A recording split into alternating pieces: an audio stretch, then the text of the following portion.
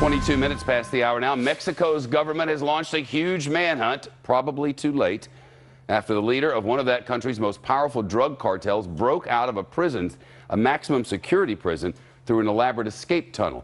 His name is Joaquin Guzman, but they call him El Chapo, Shorty in English.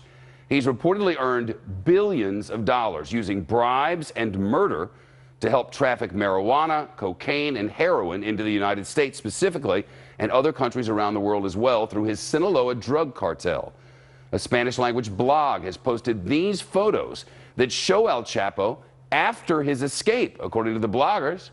One appears to show him with a drink in his hand. Another, it has some people around him as well.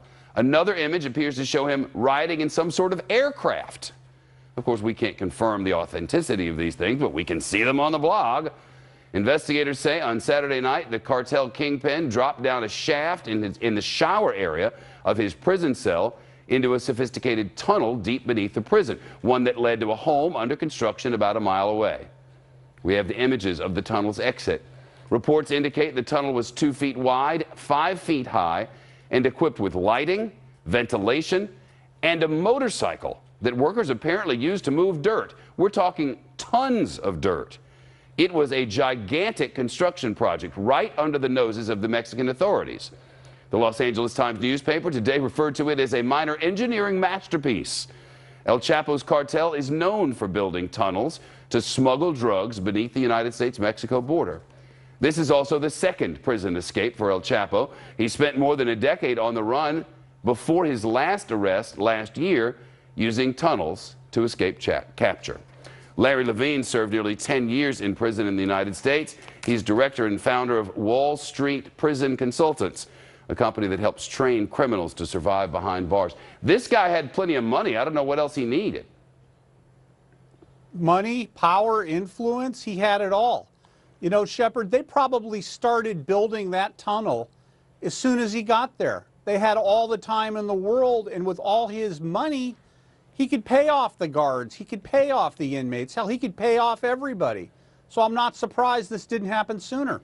Well, it's a big black eye for the Mexican government, which is trying to demonstrate that it's working to tamp out this sort of thing.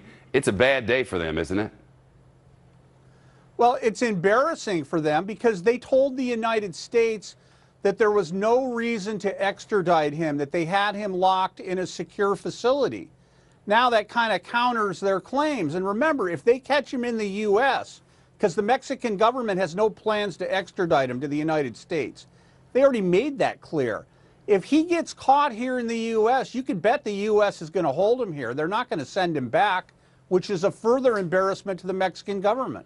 250 high-risk inmates in this prison, a prison with a total population of 1,200. You'd think they'd be keeping a pretty close eye on this guy, that they'd have people with different kinds of ties watching him all the time. Or how does that work? Well, in a U.S. prison, you have daily counts where they count you at your work site. They count you at your bunk. They have controlled movement where you can only move to different parts of an institution throughout the day. In a place like this where it's complete lawlessness, you know, maybe other than the daily count, nobody's counting anybody. There's no accountability in the institution, and the staff is notoriously corrupt anyway. So other than maybe cleaning up the entire Mexican prison system, the whole place has leaks. All the Mexican prisons do. I've heard your description of the inside of these prisons, what you eat and what situations are like. It doesn't sound awesome.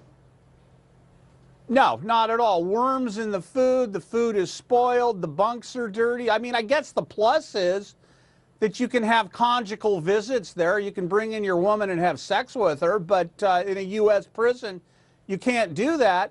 But this guy, El Chapo, with his money and influence, hell, maybe they brought in an RV for him.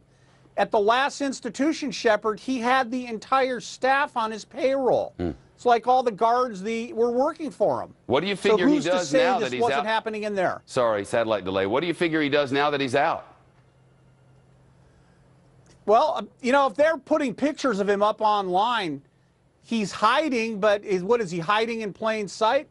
I guess he goes to a remote island, maybe kills anybody who knows where he's at. He's a brilliant guy. Look what he put together. We're not talking about Laurel and Hardy in upstate New York traveling through the forest. This guy has money. This guy has influences.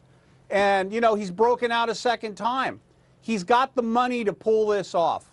I don't think he'll be caught for a long time. Larry Levine with us from Los Angeles. We can hope you're wrong. Thank you, sir. Nice to talk to you.